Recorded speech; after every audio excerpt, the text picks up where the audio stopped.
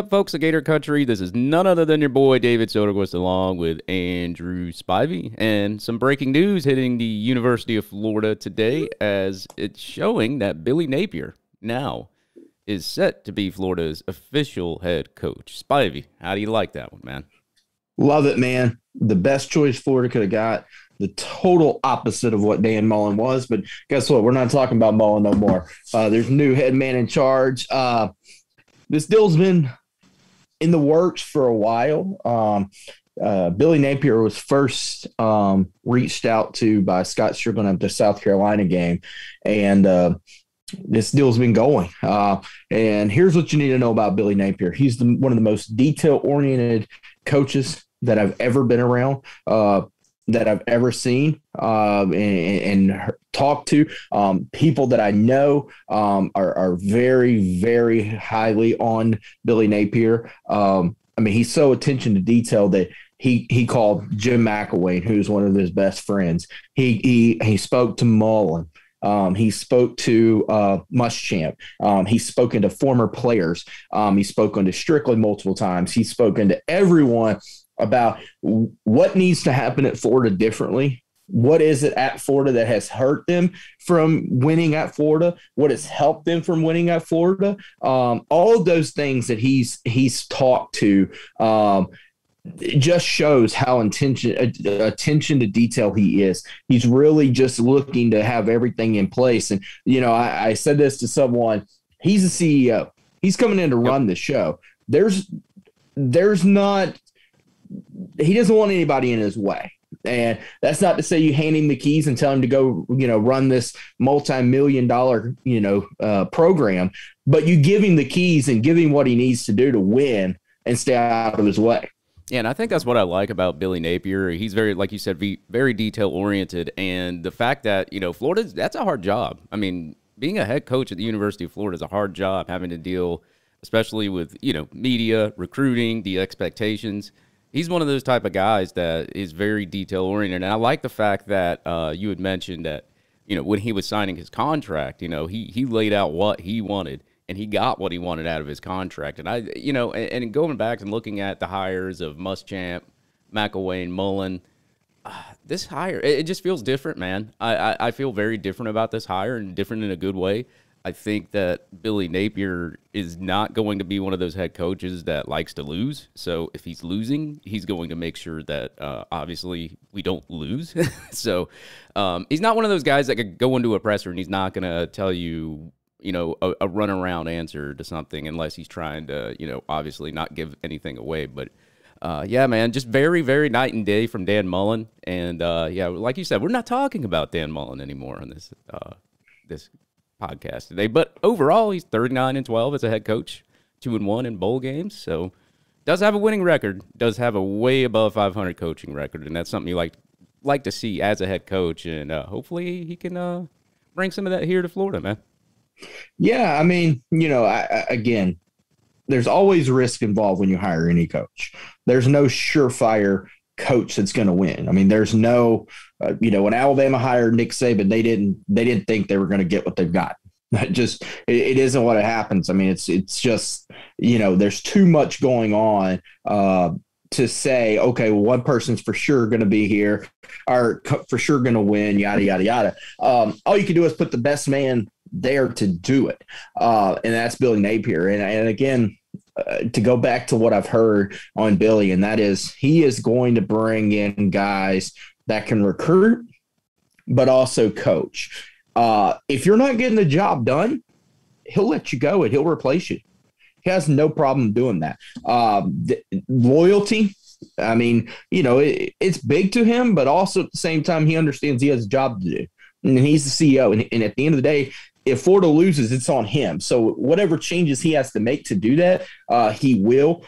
He's a guy who learns consistently, a guy who grows every year and is always looking at things. He does like to call his own plays. And but again, he's not opposed to someone else calling them. He would be okay with that. He's going to win in recruiting. That's the number one thing that's going to be different is he's going to win in recruiting. Relentless effort in recruiting is going to be what you get from Billy Napier, and you can expect that to happen very, very soon. Right, and when he took over at Louisiana Lafayette, their recruiting classes were recruiting around the 80s and 70s, and he's brought that up to around 50. Sometimes I think there was even a recruiting class that he brought up to 40. But it just goes to show you how, especially at those lesser conferences and those lesser schools, it is harder to recruit the better athletes because all the better athletes want to play in the SEC and other conferences. And for Billy Napier, just to see that on his resume of how he improved recruiting at Louisiana Lafayette, getting some 4-star guys in there. Just goes to show you that whenever he takes over a program, that's one of his main things is recruiting. And that's something you didn't get with Dan Mullen. That's something that Dan Mullen did not close in. And like you said, we're not talking about Dan Mullen, but that's something that the other coach that was here that didn't do. So that's good to see. And he was Sun Belt Coach of the Year, 2019 as well. So, yeah, I mean, he's already got 2020 Sun Belt Championship.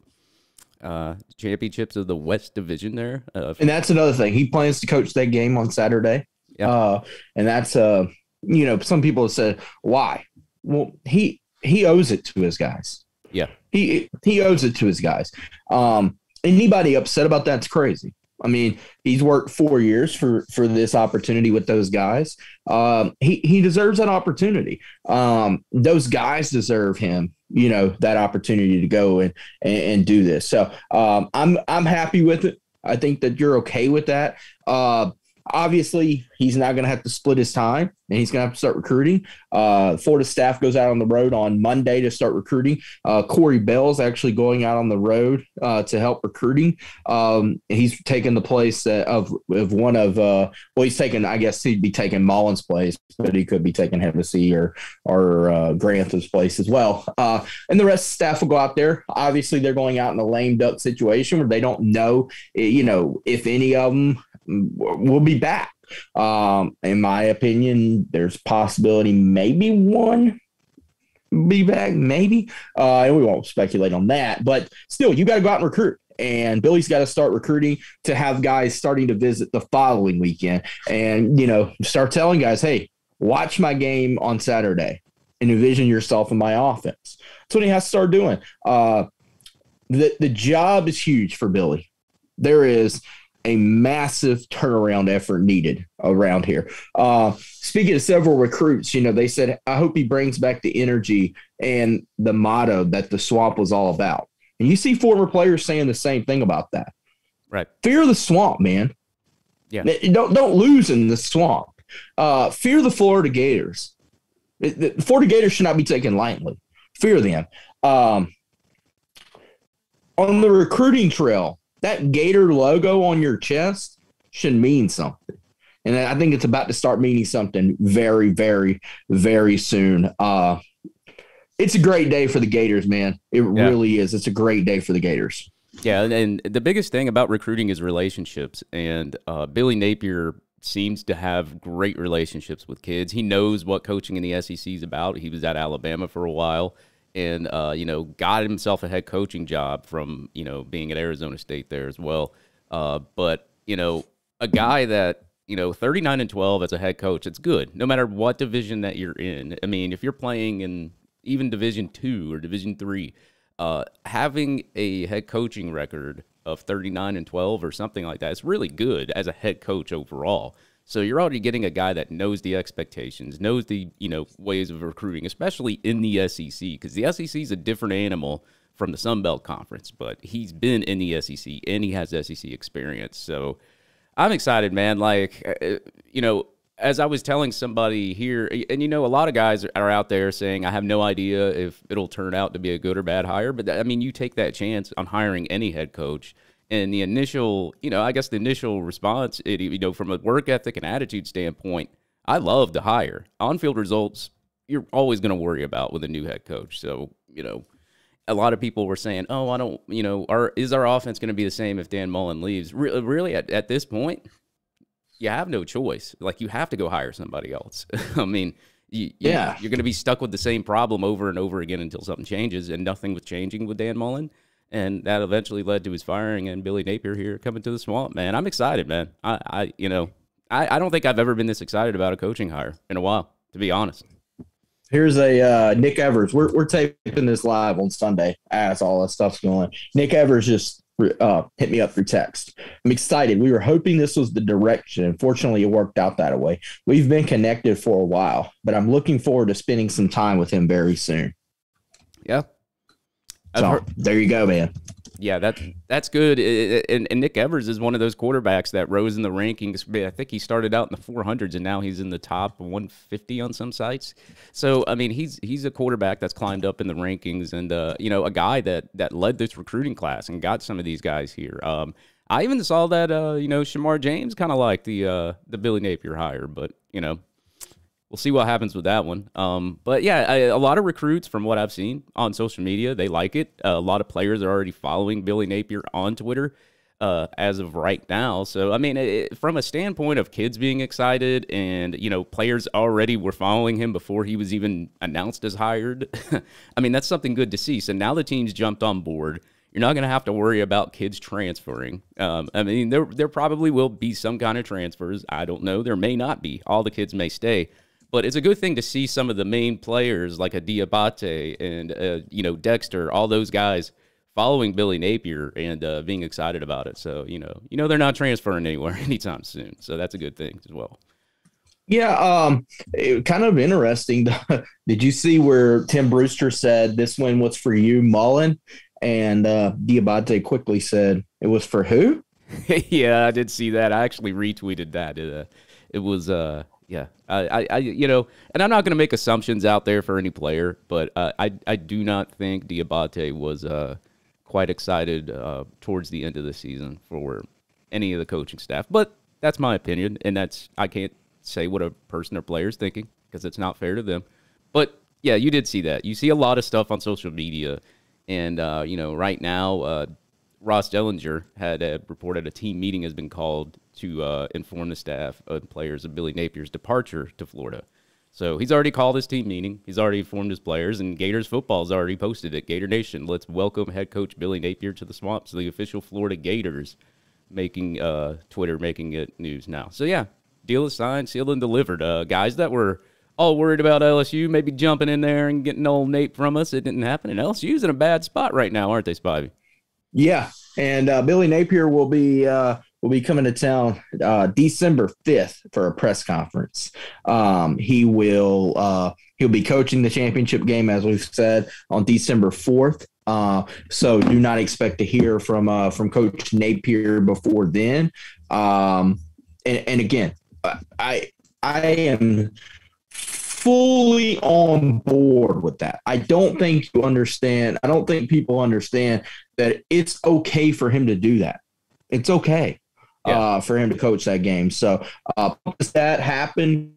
Well, that also speaks of his hopefully character. He wins.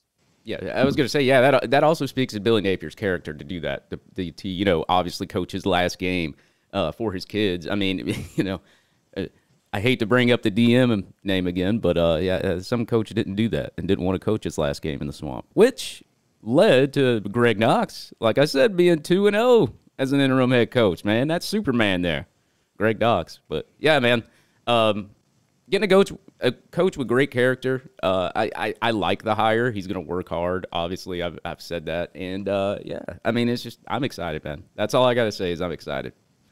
I'm pumped. If you can't tell my voice, I'm pumped. Again, he is a guy who was mentored and stuff by Jim McElwain.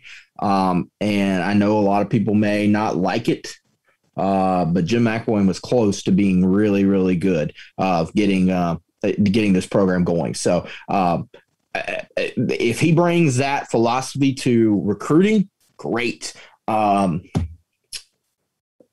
You can hate the Nick Saban trees, but the man's the best coach ever walked the face of the earth. Yeah. He's pretty good. And Billy Napier learned a lot from him. Many of people have said he's a mini Saban. Now, that doesn't mean he's going to win like Saban, because nobody's going to do that. But that does mean that he has the attention to detail. And I don't know how to say that more than attention to detail. That's what he's going to do. The stupid penalties on Saturdays. Oh man, the slip-ups in recruiting, Billy Napier's not letting that happen. No, he's not. Not 13 penalties for 107 yards like yesterday against Florida State. That was just awful. Like, right. We gave Florida State so many chances to win that game, and they still lost. And that was the funniest thing that I said on my Twitter. We said, no head coach, no offensive line coach, no DC, interim head coach, 3 interceptions, and I think it was 107 yards and penalties, and Florida State still lost the game. Mm-hmm. Yeah. Hey, it's great to be a Florida Gator. You get a win against your rival. The very next day, you get Billy Napier announced as head coach. Hey, man, like I said, after the year that we had, especially, having a 6-win season, get to go to a bowl game. You get to knock FSU out of a bowl game, so they don't even get to go to a bowl game. Then you get Coach Billy Napier on top of that. That's a great thing. And we haven't been able to say many, many good things on this podcast. So take it in, guys. Take it in. As a Florida Gator fan, be excited. And actually, it looks like Billy Napier, I don't know if he had said this in a press conference or what, but he's quoted as saying, "We are humbled and honored to accept this incredible opportunity to be head coach at the University of Florida. Our team and staff and entire organization will work daily to establish a program with integrity and class that we all can be proud of. More importantly, we will build a culture that is centered around making an impact on our players as possible, as people, as students, and on the field." So, yeah, I mean, I honestly, I'm pumped for that press conference, to be honest. You said December 5th, right? I can't say enough, man. The guy is a winner. And the guy's going to succeed at Florida, in my opinion. I mean, I just believe that. I really, really believe that. And, scared money don't make money. Scared money don't make money. And Chris McClellan just retweeted it with Gator symbols as well. And Zachary Carter says, "Y'all are in good hands, my boy." Is assuming, obviously, Zachary Carter will be heading to the NFL draft.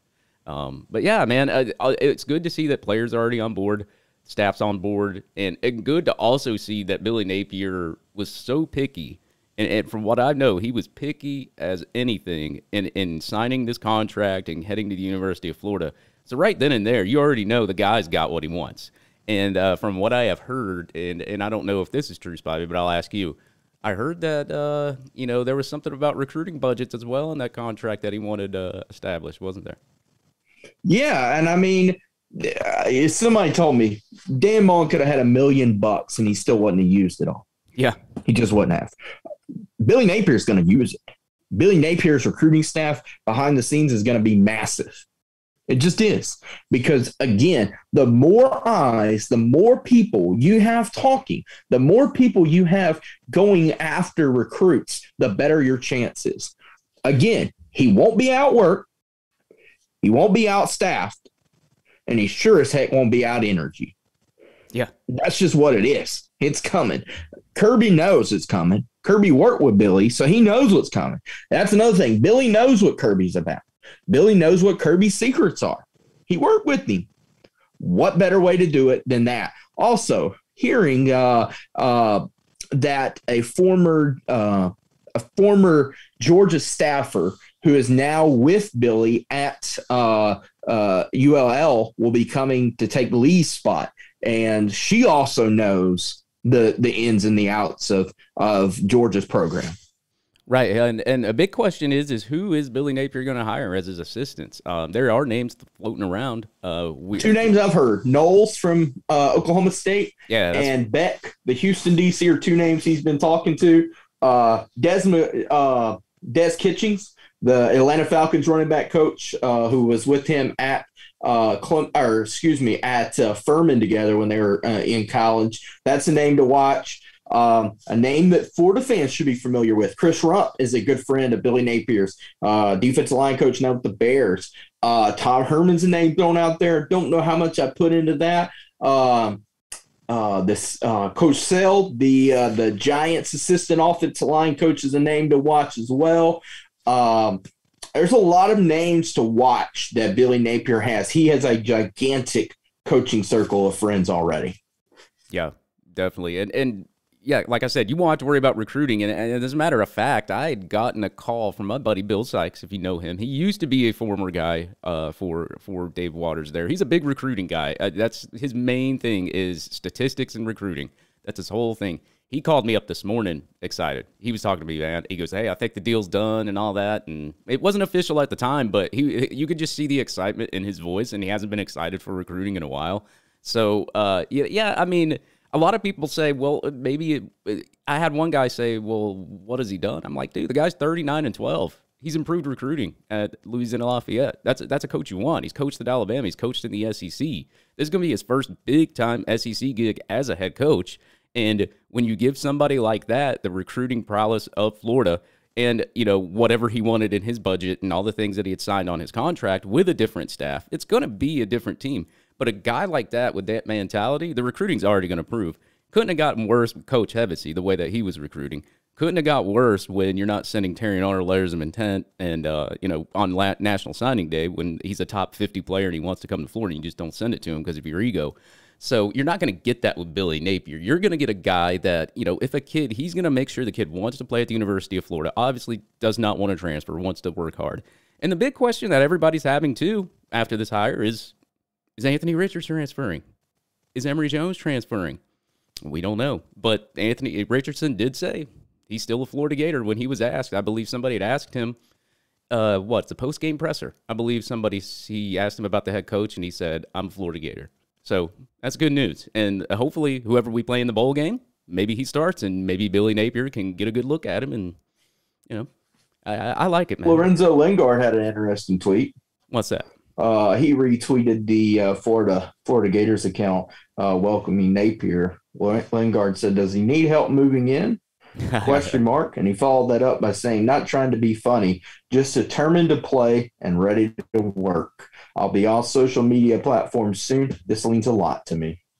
Yeah, Lorenzo Lingard, one of those guys he's one of those guys that's willing to wait his turn no matter what. And that's a good attitude to have, especially from a former five-star player. You don't see that a lot from former five-star players because five-star players want to play immediately. They feel sometimes that they should play immediately.